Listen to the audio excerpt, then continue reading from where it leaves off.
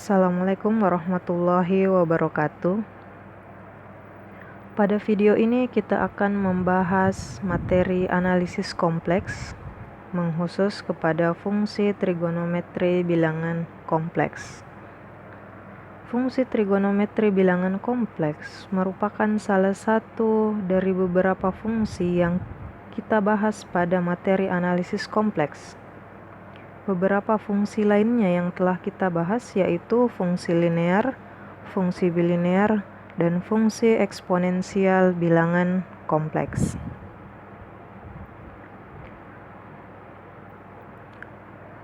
Menurut rumus Euler, ini rumus Euler kita dapatkan materinya pada fungsi eksponensial bilangan kompleks.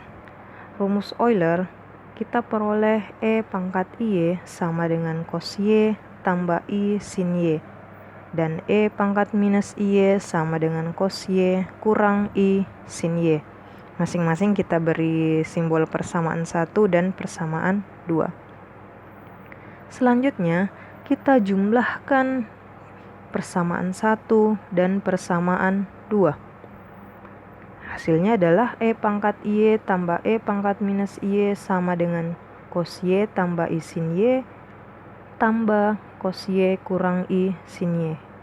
Oke, I sin Y dan minus I sin Y itu tercoret, habis. Hasilnya 0. Nah, E pangkat Y tambah E pangkat minus Y sama dengan 2 cos Y. Jadi 2 cos Y karena cos Y tambah cos Y.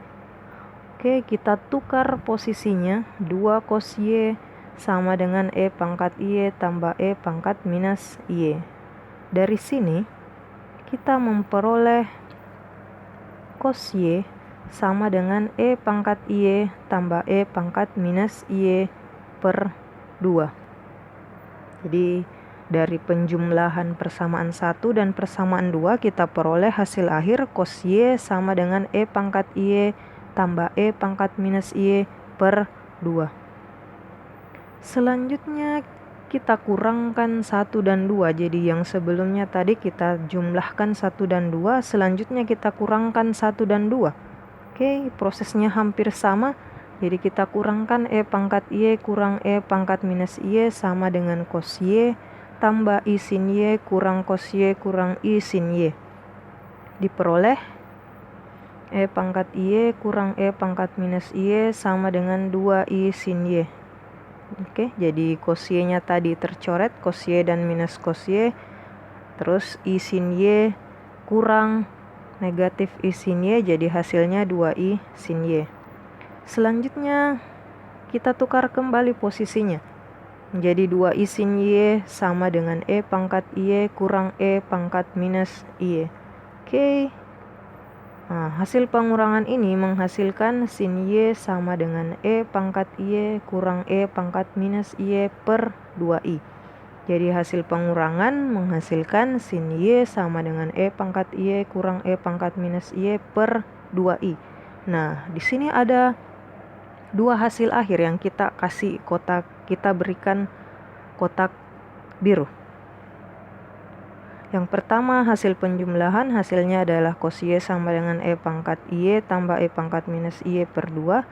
Dan hasil pengurangan, hasil akhirnya adalah sin Y sama dengan E pangkat Y kurang E pangkat minus Y per 2I. Nah, sepintas kita lihat cos Y dan hasil dari cos Y dan sin Y itu mirip. Jadi di cos Y itu pembilangnya ada tanda tambahnya. Kemudian kalau sin Y pembilangnya ada tanda kurangnya. Nah, kemudian kalau penyebutnya, cos Y itu penyebutnya 2 dan sin Y penyebutnya adalah 2I. Nah, ini I-nya kadang sering terlupakan. Jadi kita perlu ingat kalau cos Y penyebutnya 2, kalau sin Y penyebutnya 2I.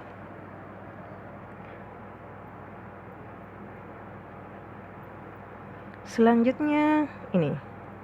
Dari dua hasil sebelumnya diperoleh definisi fungsi trigonometri untuk variabel bilangan kompleks. Jadi, coba kita lihat kembali dulu dua kotak yang warna biru tadi. cos Y sama dengan E pangkat Y tambah E pangkat minus Y per 2, dan sin Y sama dengan E pangkat Y kurang E pangkat minus Y per 2i.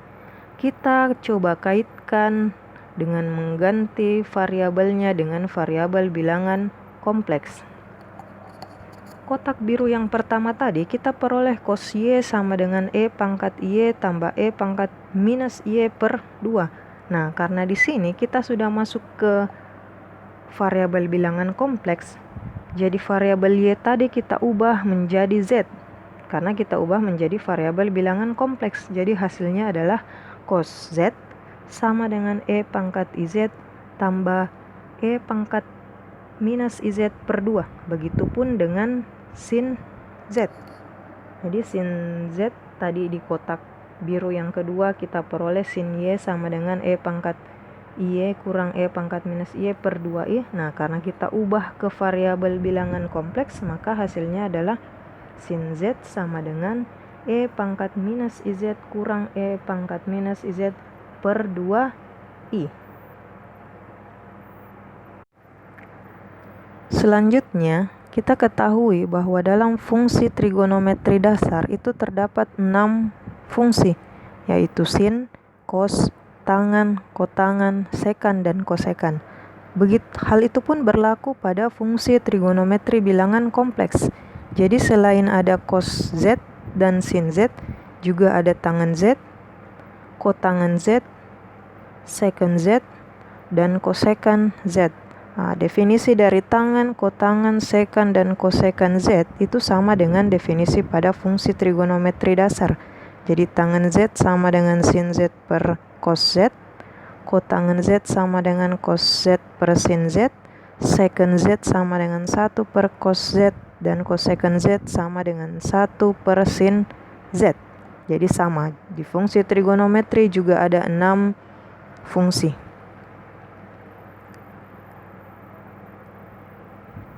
Sekarang kita masuk kepada contoh persamaan bilangan kompleks dengan fungsi trigonometri.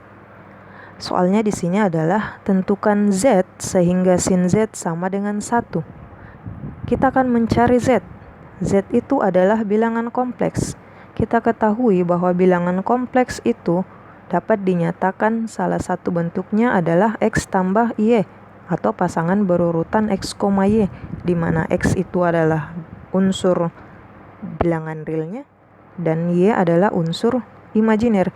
Jadi ketika kita diminta untuk menentukan Z, itu berarti kita akan mencari nilai X dan juga nilai Y. Baik, nah penyelesaiannya sin Z sama dengan 1. Berdasarkan definisi yang tadi, kita substitusi sin Z dengan E pangkat IZ kurang E pangkat IZ per 2i sama dengan 1. Selanjutnya kita kalikan silang, yang sebelah ruas persamaan kanan menjadi 2i. Oke, selanjutnya E pangkat IZ kurang 1 per E pangkat IZ sama dengan 2i. Jadi yang persamaan sebelumnya E pangkat minus IZ itu diubah menjadi 1/. Ini sesuai dengan prinsip eksponen berpangkat bilangan negatif, menjadi 1 per E pangkat IZ. Selanjutnya, untuk memudahkan mencari akar persamaan, kita hilangkan penyebut E pangkat IZ di 1 per E pangkat IZ. Caranya adalah kalikan kedua ruas dengan E pangkat IZ. Dengan mengalikan kedua ruas dengan E pangkat IZ, hasilnya adalah E pangkat IZ pangkat 2 kurang 1 sama dengan 2i kali E pangkat IZ. Oke, terus kita jadikan ruas bagian kanan sama dengan 0. Ini untuk memudahkan menyelesaikan persamaannya. Sekarang kita lihat bentuk terakhir persamaan ini. E pangkat IZ pangkat 2 kurang 2i kali E pangkat IZ kurang 1 sama dengan 0. Kita bisa lihat bahwa persamaan ini membentuk suatu persamaan kuadrat. Oke, dia membentuk suatu persamaan kuadrat.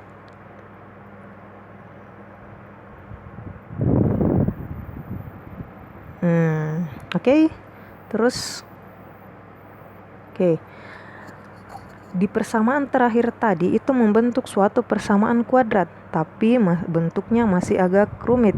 Jadi kita sederhanakan, kita misalkan E pangkat IZ sama dengan T, sehingga persamaan tadi itu menjadi T pangkat 2 kurang 2IT kurang 1 sama dengan 0. Nah, bentuknya sekarang menjadi lebih sederhana dan mudah untuk ditemukan faktornya.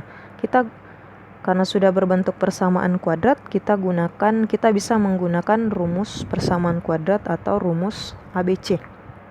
Hasilnya adalah T sama dengan 2I plus minus akar 4I kuadrat tambah 4 per 2 sama dengan 2I plus minus akar minus 4 tambah 4 per 2. Nah, di sini ternyata hasil dalam akarnya itu minus 4 tambah 4 sama dengan 0. Berarti hasilnya 2I plus minus 0 per 2. Hasilnya sisa 2I per 2 atau sama dengan I. Ternyata akarnya akar kembar. Akarnya cuma ada 1 karena plus minus 0. Berarti 2I tambah 0 dan 2I kurang 0. Jadi hasilnya hanya 2I per 2 atau sama dengan I.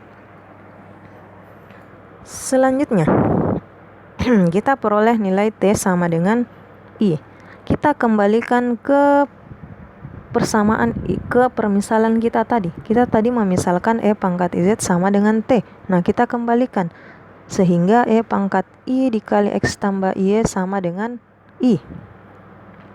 Jadi E pangkat IZ berubah menjadi E pangkat I dikali X tambah Y, dan T sesuai dengan yang kita peroleh tadi, T-nya berubah menjadi I.